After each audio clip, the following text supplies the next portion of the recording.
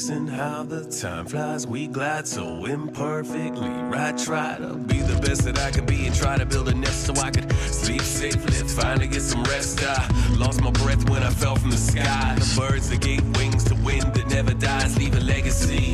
Be a better me, free the enemy, and try to let it be. With all of me that's on a beat, it's honesty that's on repeat. It's all a G and EMC that's gonna be a murder of crows. I murder these flows like I throw a curveball right at the flight that I chose. But I'ma fly straight and migrate. This time makes the migraines in my brain so fly planes could glide under my weight. And I keep high with the mind to be on this flight till I see my dad again and I'm free. Free as a bird. Free as a bird. Free as the bird. Free as the bird. Free as the birds.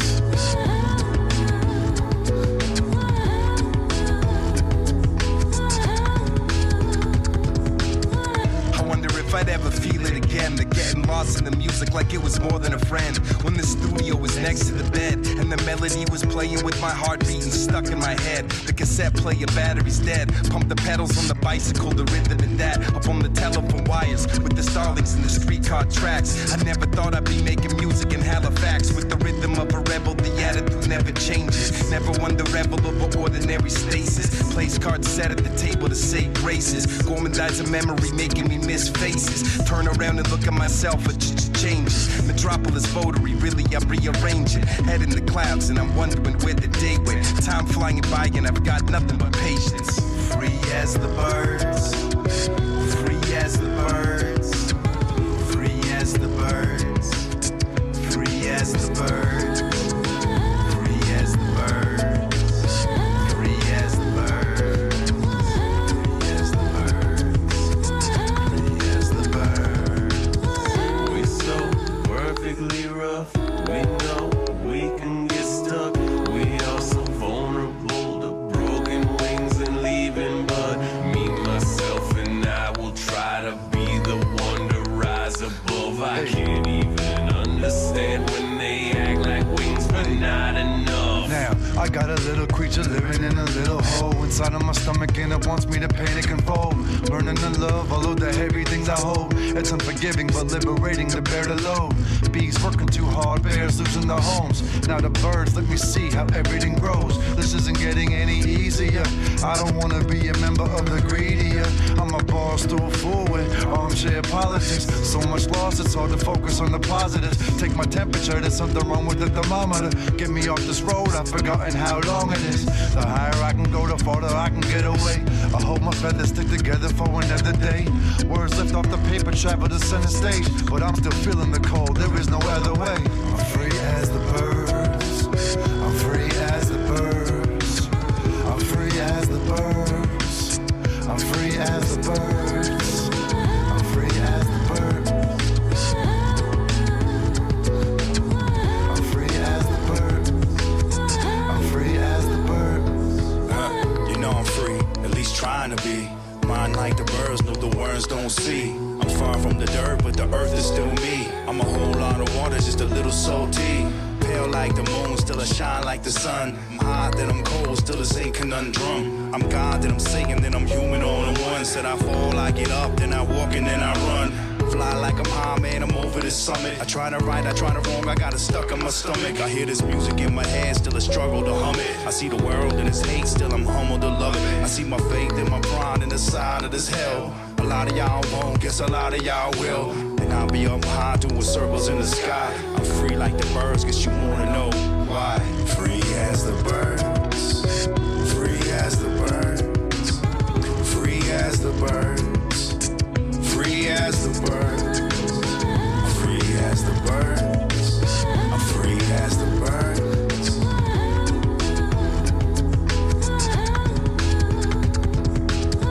We so perfectly rough.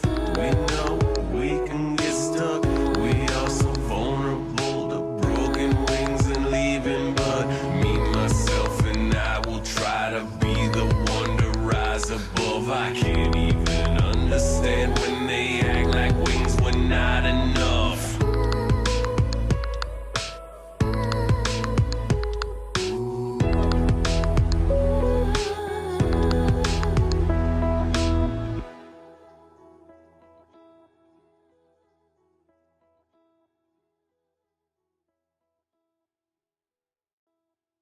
Chef Ivan Chen here, guys. I'm back. So took a few months off, and this few months, and we managed to record 3 in-person episode at the restaurant on the podcast with some really inspiring conversations. Today's episode is especially special for me because it's with one of my better friends and one of the nicest person I know, Ana Almeida from CTV Morning Live. And I will be sharing with us her stories and then her passions for professional wrestling, which she loved dearly. And cannot wait. I don't know if you're new here or you're a return listener, but let's dive into the conversation because there's so much fun and exciting things I cannot wait to share with you all. Thank you for watching. Welcome to Chef Ivan Chan's Masterclass podcast. Today, I have one of my really dear friends, Anna from CTV Morning Live here. Yay! We'll be talking about Anna's story. We are both wrestling fans. We're going to talk pro wrestling. So why don't you tell the audience who you are? You want my wrestling name or do you want my street name? Street name. Ana Almeida. But in the ring, I go by Ana Almighty. Oh.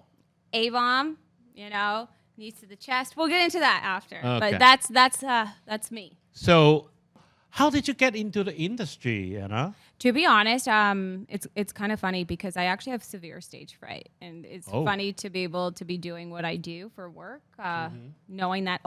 Thank you.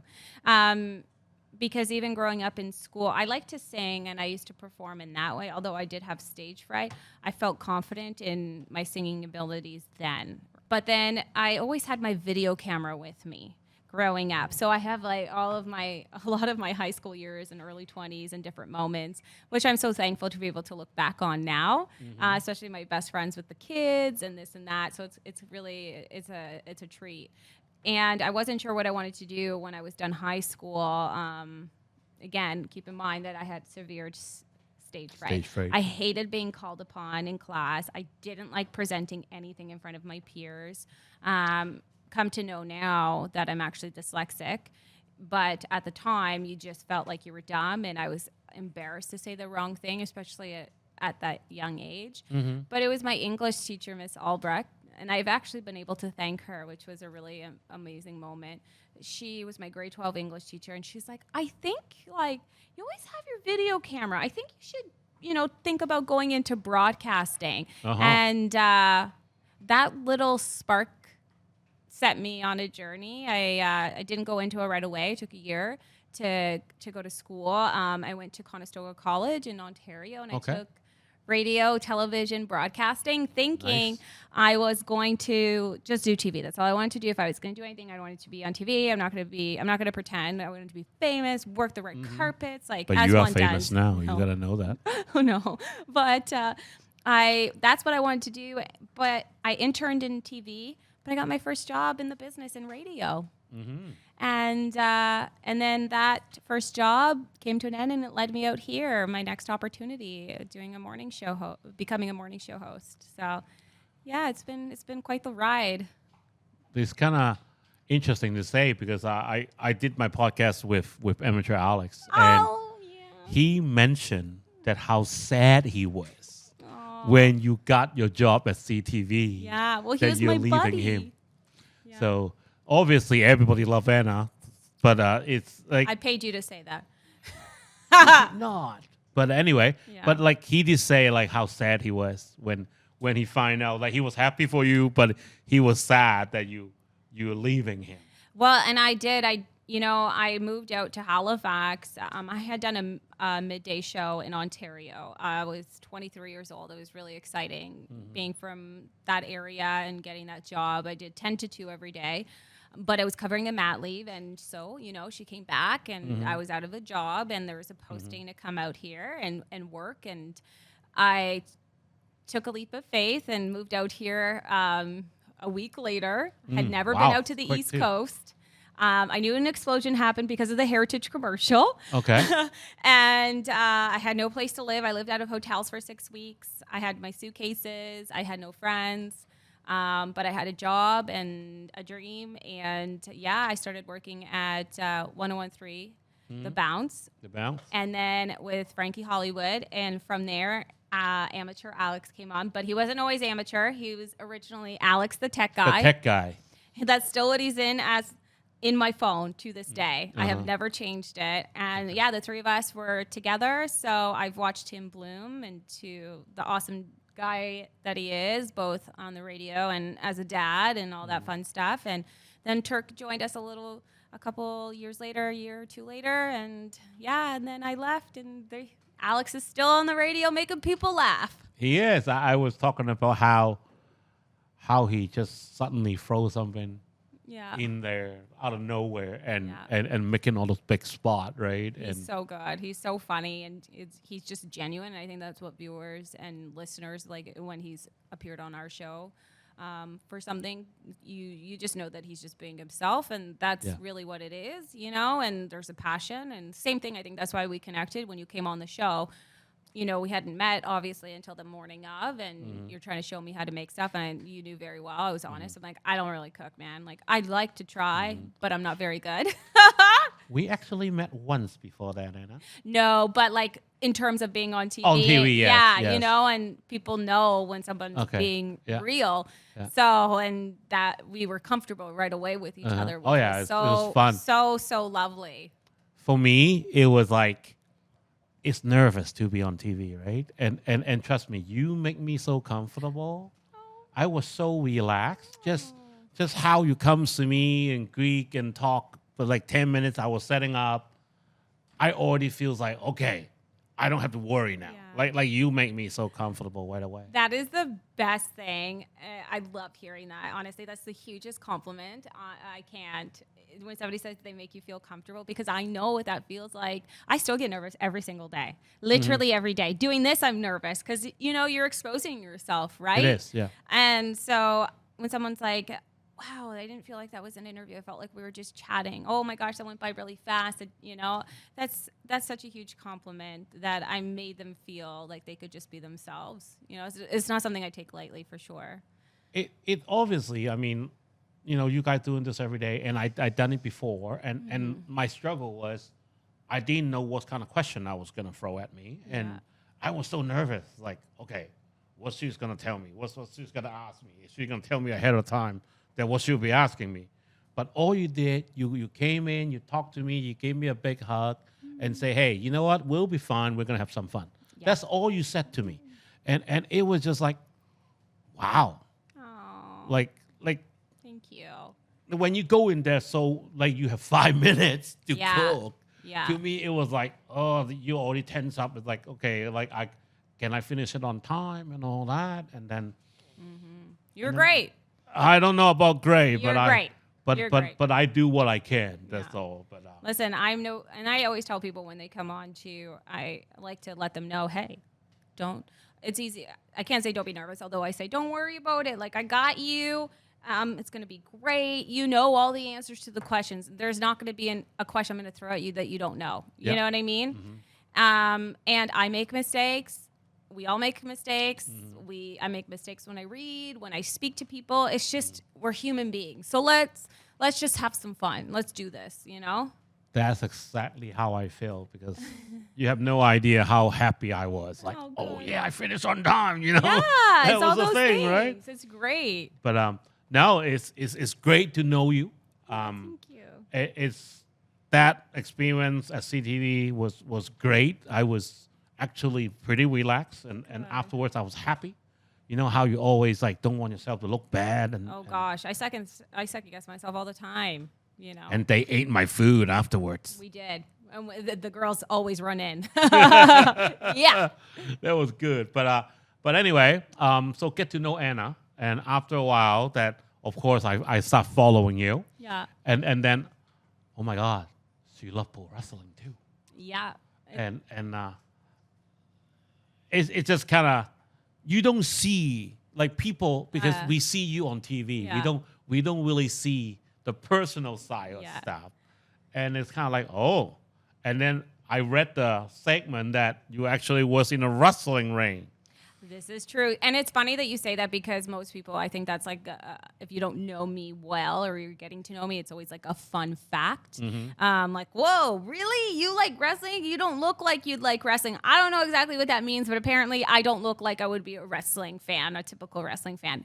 But I grew up loving it. You see, like I'm Portuguese. English wasn't our first language, you know, and I found wrestling was just a creative outlet. I could watch it without having to even know what they're saying, but I knew the story through the movement, through the matches, and I just appreciated the athleticism that they were able to do these incredible things in a ring. And how did they remember how to do all of that, you know, and tell a story nonetheless. And I just thought that was so interesting. And so much so, like, it's funny because you're like, oh, I was so surprised, but having this dream job and being on TV, it's allowed me to meet some of my heroes, you know, when people are like, who do you know, who have you met that you just freaked out about? And to me, it was like interviewing Mick Foley, Bret the Hitman Hart, you know, like, oh, I met Ken Shamrock. I've interviewed Ricky Steamboat, Jake the Snake, and when they come in and I'm waiting, they're looking at me, and then I you know, especially Bret Hart, it was really funny, and I don't even think he realized he did it, but his face when he saw me, he was just like, oh, okay. And then I was like, oh my gosh, Bret the Hitman Hart, WrestleMania 12, Iron Man match, 60 minutes, Shawn Michaels, that was the best, and Gorilla Monsoon came out, and he was like, oh my gosh, you actually, and we were only supposed to have like 10 minutes to chat, and we ended up talking for 45 minutes, and his people came in and was like, okay, Bret, like, you really got to go, you know, and he was like, so nice to meet you, and I was like, can you put me in a headlock and take a picture? And so he did, and he signed my glasses because I always wanted to be the kid. Did you ever watch, you know, when the kids were in the audience, and then you take his glasses off and you put on his kids? Yeah, so I always wanted to be that kid. So I had a pair of sunglasses with me. He just signed it, and it was just like the coolest. Yeah, right? And so we talked about a lot of those different things, and same with Mick Foley when he came through. I was like, oh my gosh, control yourself. Which character he was? He was just himself. It was interesting. Mick Foley, he was Mick Foley, and he helped me with my finisher, the A-bomb. You know what I mean? And like how to deliver it, which was super cool. And and then seeing them after Bret and Mick at two different events, I saw Mick, and he was like, Anna. He's wow, like, he remembered you. I know. And he's Mick like, Anna, Foley? did you see I followed you on Twitter? And I was like, oh my gosh, did anybody see this? Did everybody catching this? Like, Mick Foley followed me on Twitter. And, hardcore legend. oh my gosh. And then he gave me Mrs. Sacco and Mr. Sacco, which was super cool. Oh my God. And Bret, when he was hosting, he was at an event that I was hosting that night after our interview. His wife was there as well. And he was like, Anna, come here. And I'm like, having that moment again, like, wow, Bret the Hitman Hart is calling me over, you know? Yeah. So I went over, and his wife was so kind, and she was just like, Anna, wow, so nice to meet you. Bret told me all about you and how great the interview was. And I was like, can we just put this in a time capsule? Like, I was freaking out, like growing up and seeing these amazing, you know, to me, figures. I was just over the moon. I was so excited. Like, best job. Some moments you won't Gosh, forget. Never. Bret Hart and Mick Foley. Yeah. Oh God. Yeah. I seen Bret Hart live once. It was in the WCW in Toronto. Okay. When Goldberg speared him. Oh, that was and that he was got that hurt. Steel girdle there and locked Goldberg out. Yeah. I was at ringside. Whoa. I was at ringside. Yeah. So actually, I was hanging out with all the wrestlers. Look at you. After the show, like I was there with Stone Cold, Rey Mysterio, Kevin Nash. Freaking out. Was drinking with Perry Saturn. That is wild. Stevie Ray. I went to WCW. I went to Nitro, because I grew up in Ontario, and I accidentally walked into a car because we were just like the car wasn't moving. I was just not paying attention. I was looking at my phone because you had digital cameras then. Do you know what I mean? So looking at the phone and the pictures, and then I looked up, and it was Rey Mysterio Jr. and them. They were in the car.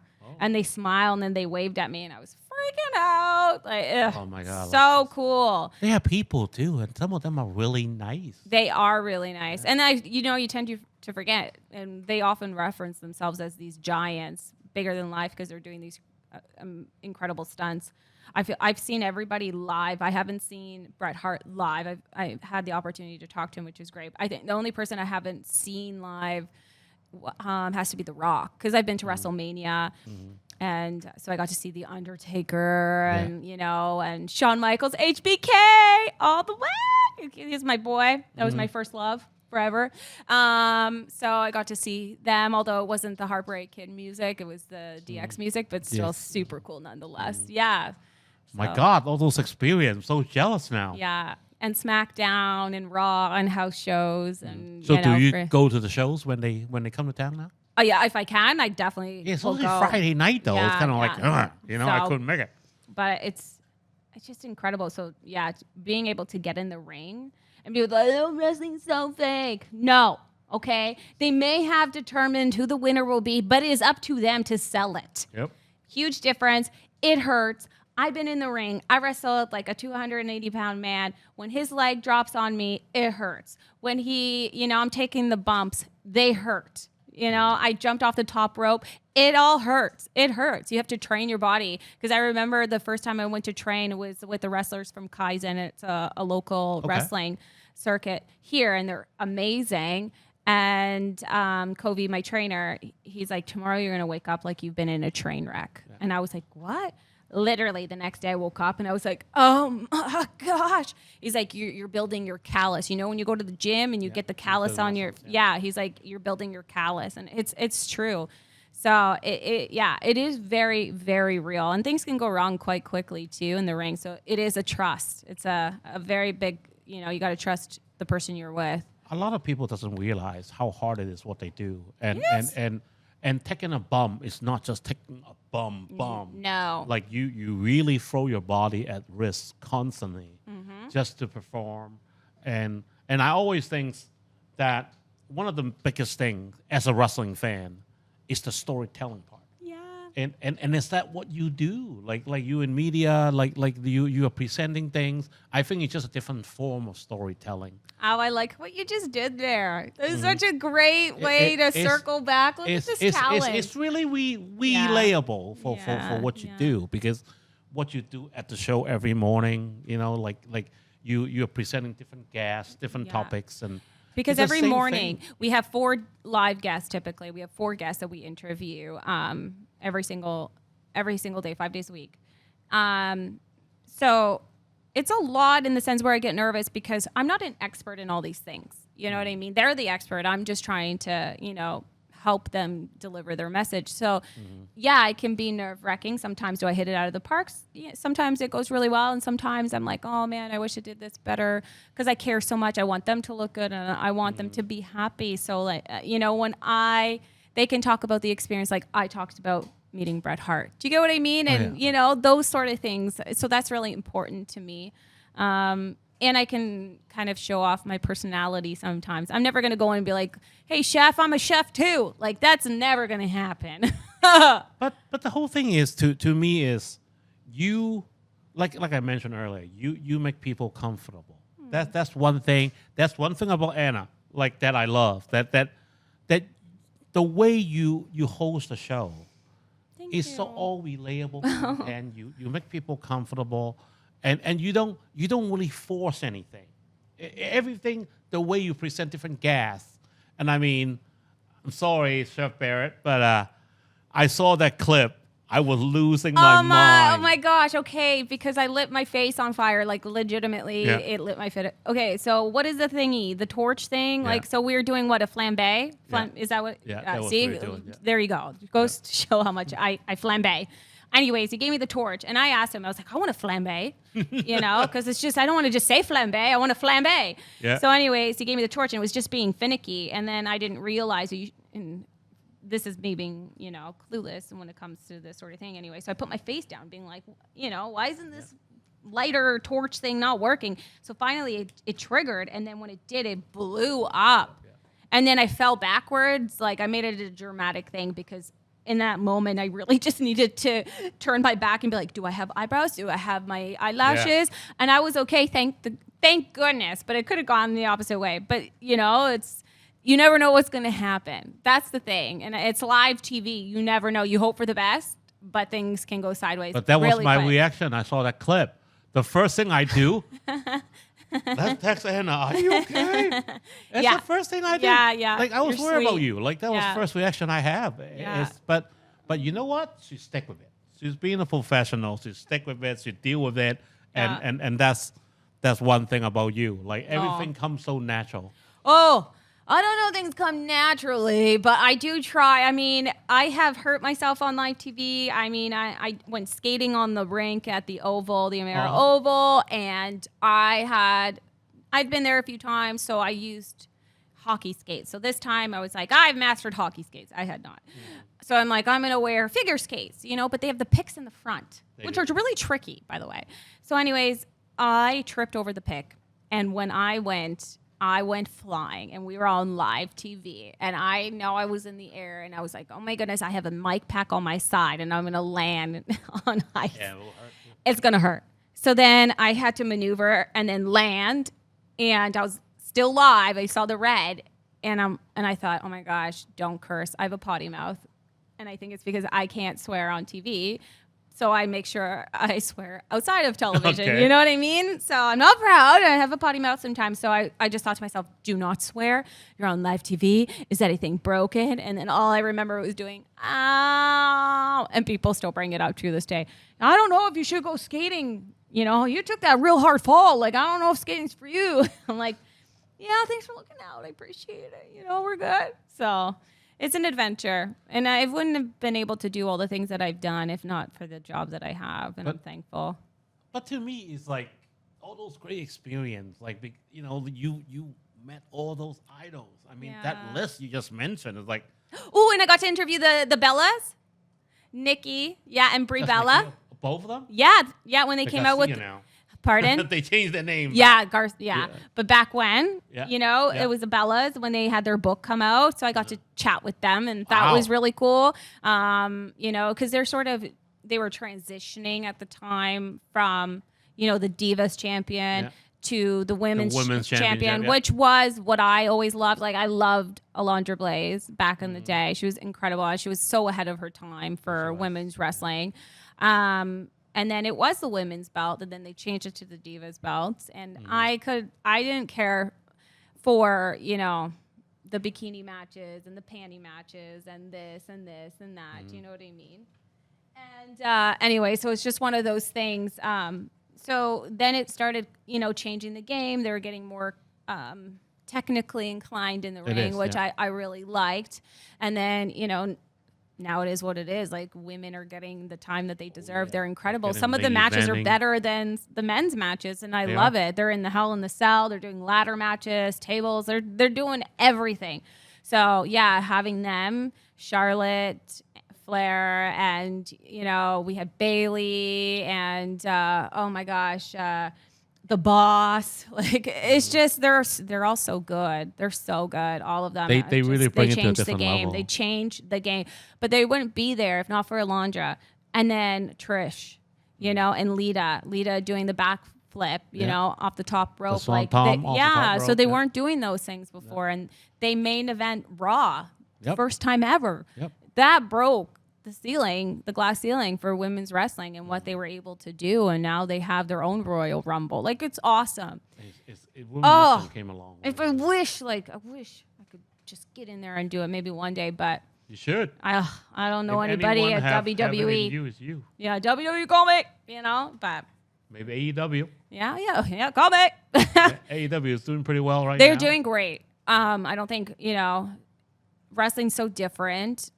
I watch it, but it's not the same to me personally. I loved it in the golden era, and then the attitude era. I'm all about the attitude. I love that attitude era. The storyline. Some, like I said, puppies and this and all the ridiculousness with the women I could have lived without. But China helped change that. She was such a boss. She was the first intercontinental champion. She was a woman to do that, to break that. Like, it was just huge. She was in the men's Royal Rumble. Yeah, like, it's unbelievable. So she helped pave the way too.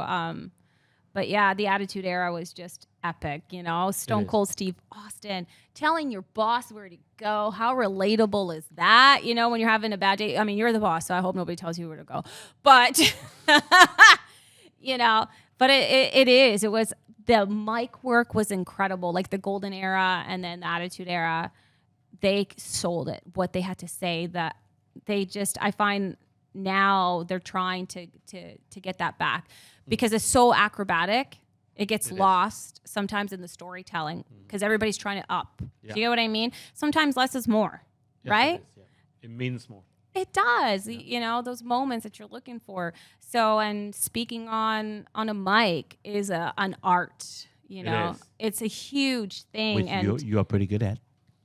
well, I don't know if I'm in the moment. I'm like, I'll kick your butt, and you know, but telling that story. So I feel like that's what it's been missing a little bit. They're starting to come back more and more, but it's a skill. It really is a skill. So Man, like having Ana doing a promo would be incredible. oh my gosh, it would be so much fun. I'd be so nervous. I don't even know what I would say, but if I was in the zone, maybe.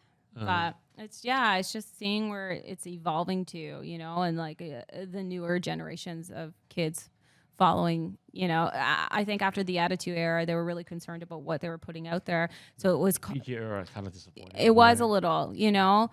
But then from there you had the John Cena's and you know, everybody, the parents were okay with that, allowing their kid to see the John Cena. You don't see me, stand up for what's good, you know. There wasn't, you know, if not for that time frame, John Cena still would have been great, but how big would he have gotten if he didn't have that promotion behind him selling that? Do you know what I'm saying? Yeah, like that's the way they were pushing that. Exactly, that time. Yeah. That's why he just come out that way. I still remember he come out in that like baby blue trunk. Oh my gosh, it was so bad. Yeah, it was so bad when he first came out. It was but then like, he got the Undertaker backstage being like, good job, buddy. Yeah. That's huge. That was it. Yeah, and then the rest is history. Like now, look at him. You know, so many history in wrestling though. Like you look at Maven right now. Maven's big with his podcast right now. Yeah, just because he got that eliminate moment for Undertaker, and he's not even wrestling anymore. Yeah, it's an industry that people doesn't appreciate or understand how hard. They think it's weird. Do you get what I mean? So they think it's weird, and okay, so why? What is it about wrestling? Like, why do you like wrestling? And it's not real. It's not this. And I actually talked to Mick Foley about that, and I said, hey, man, doesn't it bother you when people say it's not a sport? It is a sport. It's just a different sport. You know, you're still focusing. You have to be in top shape, and you're sharing your athleticism. There's so much to it. It's not just like you get in a ring and then you throw fake punches. No, it's not. It's real. It's just like I said, the outcome can be different. That's it. A lot of people doesn't realize how incredible of an athlete are all those wrestlers. It's tiresome. I did an 8-minute match and I was gassed. Gassed. Yeah. 8 minutes. God, Ana. And I was gassed. Like, I kid you not. So, and you know, that's why my favorite match with Shawn Michaels and Bret Hart, an Iron Man match. That was the first of its kind at that time. You know what I mean? 1 hour. And you're trying to create magic over and over, so it's not boring. Do you know what I mean? So it's just one of those things. It's just crazy to me that, you have to be in top shape. Like, it is very, very real. Very real. So, well, it's not at the RN without eating any food. So yes. So we make some spring roll for Ana. It's my favorite. I love spring. Do I have to use a fork? You don't. Thank goodness. I'm not, you know, I eat with my hands. Like, let's be serious. So what's in this? Lamb. Oh. That's a cumin Szechuan spring roll. Oh, my God. You can hear the cracking, crispy skin. It's my creations because I was looking for something to do in tasting menus and fusions. And you are so good. You're so talented. I've never had a lamb spring roll. It's my first. This is so, so good. Like, I can't get over it. I mean, if you've never eaten here, and I'm not just saying this, you need to. Like, you're Thanks, just Ana. so talented. I don't know how you come up with the stuff that you make. And it looks beautiful. just love what I do, just like you. Yeah, I'm gonna put an order to take home too, but just so you know, heads up. But so we were talking about wrestling. Can you give me one favorite wrestler of all time? Ooh, it's so hard. It's so hard because I love them all for such different reasons.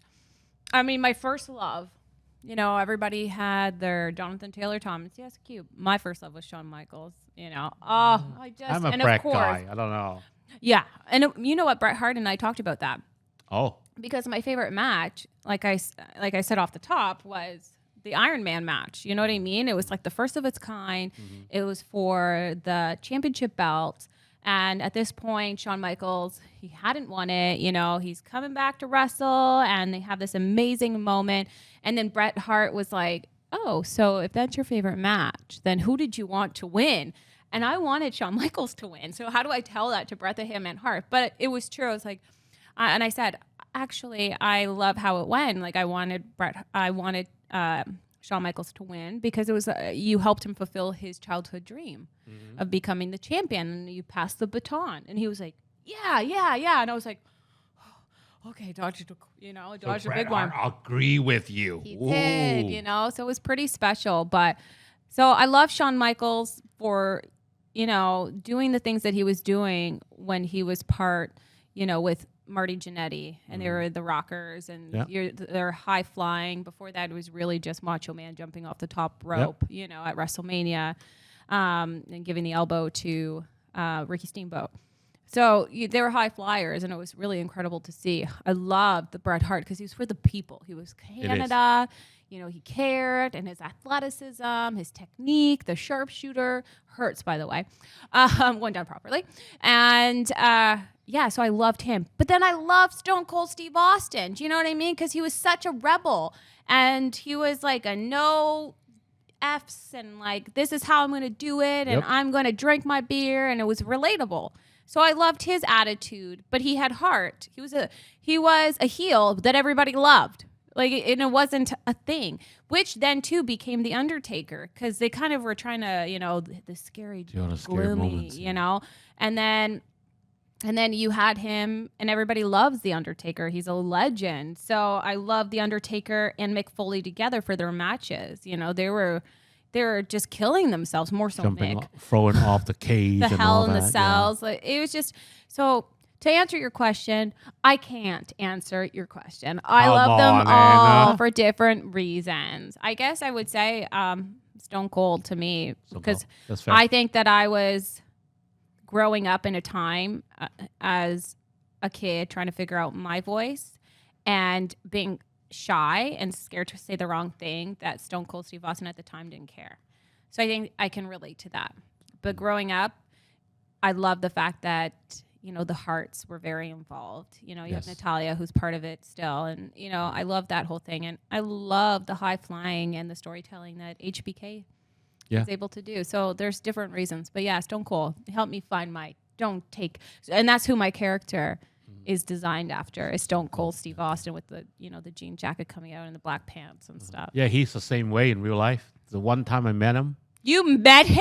Yeah, it was after the show at the WCW show. Like we were at the hotel bar, and he was just sitting there popping beer. Like, same thing. God. That's him in real life. I was there drinking with Perry Saturn. Yeah. And he was just there, and was like too scared to go talk to him. Oh my gosh. But he was just same thing. He was just sitting on the bar, just one beer after another. And it's a hard life. You're away from your family. You're on the road. You're hurt, and you have to perform. That's a lot of pressure, man. Yeah. Like, it's not easy. It's kind of funny because I get to those WCW show back in those days because a friend of mine, Bubba, he have a Trans Am with a smoking skull. Oh my God, so good. On top of the hood. That's what I used to ride on. You're so cool. In Toronto, and like we used to go hang out with the boys. We got front row seat. We actually, like, see the wrestler all the time, and so cool. just being a wrestling fan is so amazing to have those experiences. I loved it. Well, and people were like, "Oh, did you read Harry Potter? Did you do this? Did you Lord of the Rings?" I was like, "Nah, man. WWE. That's where my jam was at. I had the magazines, like, you know, I had the posters up on the walls. That was me. So I don't get a lot of those references, but if you throw something else at me, like, I will get it if it has to do with wrestling because I just loved it so much. And you know, we had the pay-per-views that we would watch every month because it was like such a big deal, you know. And yeah, it was in your house, and they would switch it up, and then you had the musician show up, like Salt and Pepper, and, you know, and their little tussle, the singer with Bam Bam Bigelow when he was going out, and he was going to wrestle the NFL player. Right. It's just, you know, the integration has been huge. They've been integrating since the very beginning. They are getting right? bigger. It's getting a broader audience right now, right? Yeah, I mean, the influencer Logan Logan Paul. Isn't he the one that wrestles sometimes? Yeah, he actually just won. He actually won the U.S. Championship. Okay, last week. yeah, I'm gonna say that I don't mind because he actually has skill and he's learning. You know, I hate when somebody comes in and then they don't have that, but they're using their name. Yeah. You know what I mean? Ronda Rousey, when she first came in, but she was also a fan. So then she really like stepped up to the plate. She was learning the craft and she cares. But if somebody comes in and they don't really care and they're just like trying to extend their 15 or whatever the case may be, I don't like that. I don't think everybody needs to go in, but I think they've chosen the right people to kind of step in. And at the time, it was like Ken Shamrock. Do you remember when he was leaving UFC and it was like UFC, the meanest man, the scariest man alive, you know, coming in. Yeah. And then that opened the door for Brock Lesnar and, you know, Steve Blackman. Yeah. So there's like lots of different things. So yeah, I love it. I'm interested to see what their new partnership is going to look like too. It's going to be interesting, like the way they develop right now, the wrestling world, is just because they want to have a broad audience. I mean, Discovery get involved and all that. Well, you need to have the influencers. That's the new generation, you know? So really you got to find who works and what fits in. And they did a good job with Logan Paul. I mean, he's high flying and he's doing stuff, right? Russell. Yeah, so he's doing it. And I appreciate that. Somebody who appreciates the art form of it. Yeah, like, you know, you have Snoop Dogg in the ring, like doing the 5-knuckle shuffle. It's like so funny. It's like okay, you know. But it's like, okay, it's Snoop, and you know he's a fan, so they're gonna give him his moment, and that's fine. It's funny, but you know when they had Mike Tyson, and that was integrated so well with Stone Cold Steve Austin, like WWE. They're trying to keep up with the times in terms of like the influencers, having the right people in the ring, and just having a respect. There is a lineage, and it goes back a really long time. So I'm interested to see where things will go as it's really interesting with AW competed with them right now. Doesn't it sound like WCW all over again? It does. But I mean, in terms of the competition, they're bringing the old people, and I'm not saying old because they're old, but like the veterans from, you know, and the name. Yeah. Whereas they get released if they're not doing or meeting expectations. Edge is there, yeah. Yeah, and they go over. So that's what they did when they brought over Scott Hall and Kevin Nash, and you know, so it is interesting to see NWO over again. Yeah. So the same thing over again, yeah. So in that sense, they're gaining momentum too. So I'm interested to see what's going to happen. You know, Vince McMahon's not leading the way anymore, and I don't know. I always thought like Triple H was going to take it over. Yes. You know, like with the creative right now. That's what they're telling everybody. I don't know if it's true or not, but that's we'll see. I mean, he cares. Yeah, he does. He really cares, and he's been very talented behind the scenes and in the ring, and some amazing matches. But I'm interested to see where it's going to go in 20 years because it's changed a lot since I was a kid and watched. You really bring out a really nice way to look at it because you look at Tony Khan and Ted Turner. Yeah. Against the McMahon. Right? And then he bought it. Yeah. He bought them. Yeah. I'll never forget that. Yeah. Tuning in. Yeah. So it's like, it's the same thing all over again. So, and gaining momentum. Now they're trying to figure like, where do we stand? What do we offer? How do we stand out? Mm-hmm. Right? And then they didn't have competition for a really long time. So they kind of became complacent. Yeah. If you're really looking at it, just think of it like CM Punk right now is like the old Hogan. They're going back and forth, right? It's the same thing. He was so good on the mic. Oh my god, so talented on the mic. It's just like because he spoke from the heart, which he said things that everybody wants to say but couldn't. The pipe bomb. But he went. It was good. It was good. Yeah, and I liked Paige too. She really changed the game when she went into the ring, and she came from a lineage in the UK. I thought she was so good too, and people who kind of stand out. Yeah, I'm interested to see where it's going to go. It's now a lot that they have interesting. Yeah, now that there's this steady competition again, right? How do you stand out from the rest? I mean, you're so good, right? Like your food's good. Like, what you didn't see is that I totally snuck in the other half of that spring roll. It was so good. But that's what I mean. Like, there's so much competition everywhere, and people always say like, "Oh, there's competition. There's this," and there is. And I have my own insecurities. I'm not even going to pretend like I doubt myself. It's normal. But now I'm trying to be like, okay, what is my superpower? Well, what is it? I'm me. There's no other Ana Almeida out there.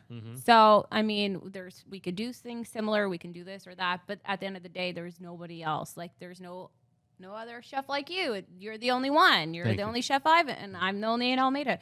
So I try to keep that in mind on those days that I have doubt. And, and I think to myself, well, there was an Undertaker on top of his game when there was a Stone Cold. Like, there's room for all of us, right?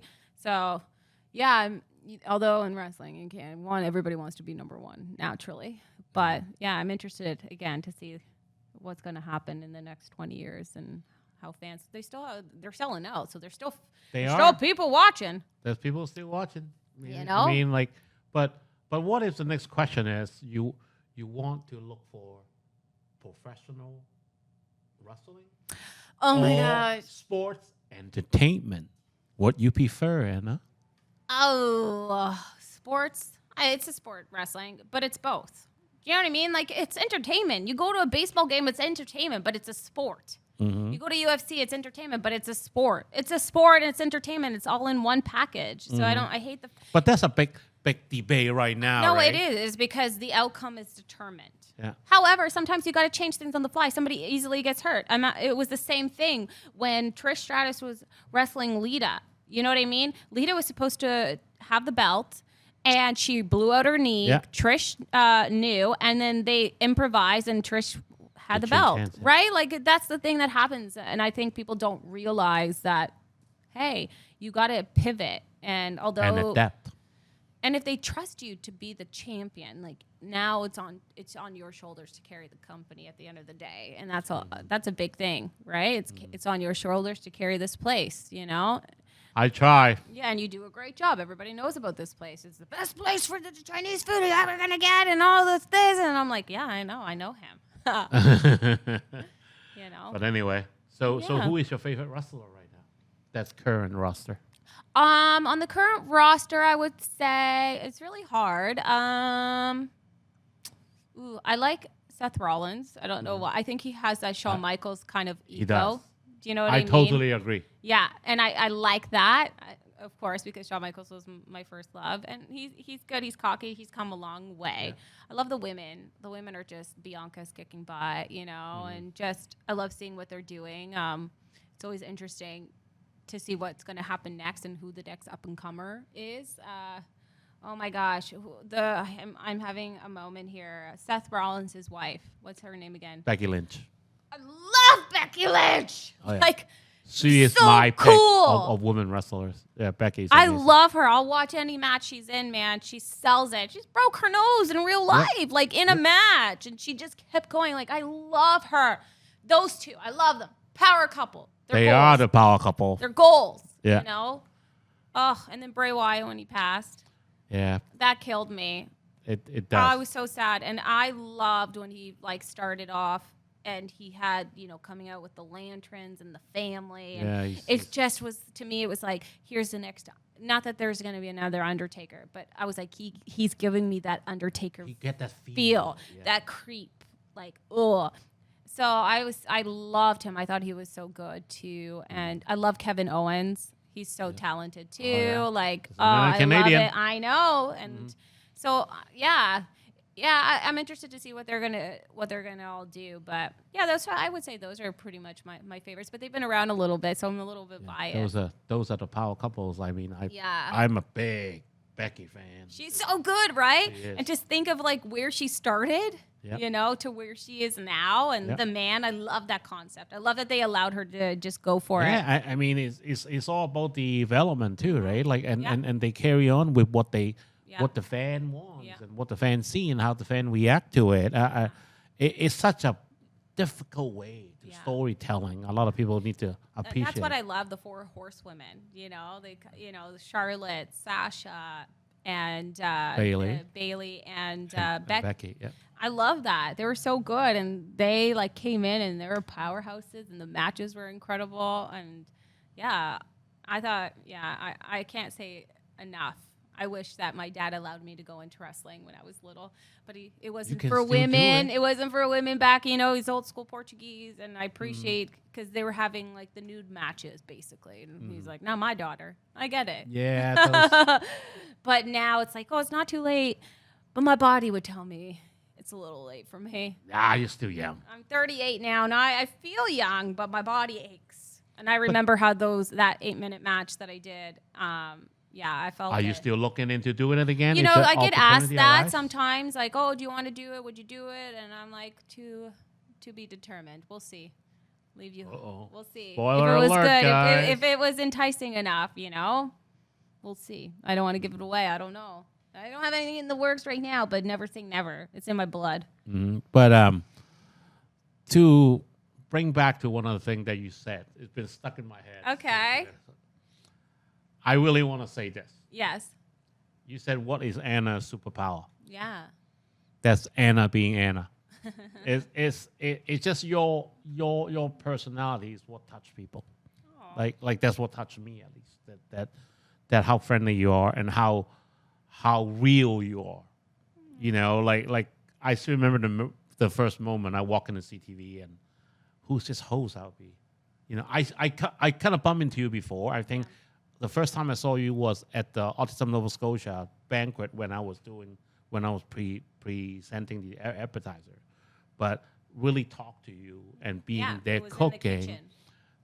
I was nervous because but Aw. that moment I hooked, you know, just because of how sweet of a person you are. Thank you. And no, it's great. You know, really thankful that you're finding time to do this with me. Oh my gosh, of course. I'm like, no, when you said, I was like, let's do it. I want to do it. And it really means a lot to me that, you know, I don't take those things lightly. I do care about people. You know, I really care. You know, you never know what people are going through. I'm huge about mental health. I'm not saying you have any mental health issues. I certainly do, which again, I therapy. do. I have no problem with saying you know, but I care because you just, at the end of the day, if I made you feel comfortable You do. and you felt happy, that makes me happy, you know? And I try to keep that in mind. Am I always perfect? I'm far from perfect, but I know that I try. That's the thing. I try. I may not knock it out of the park, but I know that I try, and I just want you to feel good. That's it. I want you to feel good. That if I can, you know, one day if I'm not around, if God forbid something happens to me or whatever the case may be, that's all I want. I want when they think of me, I just want she made me feel comfortable, and you know, that's all I care about. That's it. The world is tough. Every time I see you, I get a smile on my face. Oh, good. I do. Like, you know, and it just I feel the same, and then you make me food, and then I do a shimmy, and I'm like, oh, you know, because I love food, and I can't really cook. It's not that I can't. I can't. No, I leave it to you. But anyway, Yeah. really appreciate you do this with me, Anna. thank I hope you you. have fun with all those conversations. And You're natural. You can't take my job. Listen, it's not fair. I can't cook, so I can't take your job, but you can talk. You can't take mine. I don't know. I don't know. I don't know. I was getting a little bored one day. I was like looking at my wife and said, "Hey, what if I cannot cook anymore?" And she looked at me. She's like, "Well, you have a big mouth." All right. Yeah. So just all right. And I like to play with computer stuff. It's like, oh well, let's start a little podcast. Love it. And it's like, Here you go. mate, just something to find to do.